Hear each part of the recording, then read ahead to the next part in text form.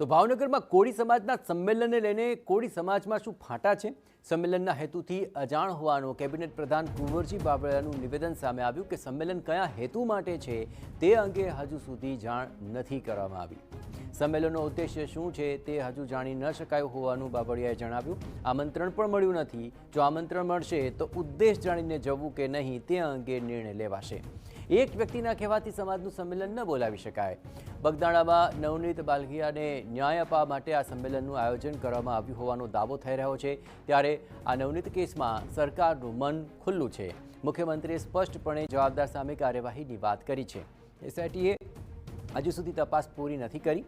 સરકારનું મન ખુલ્લું છે, જેથી આપણે તેમાં વિશ્વાસ રાખવો જોઈએ તેવું પણ જણાવ્યું.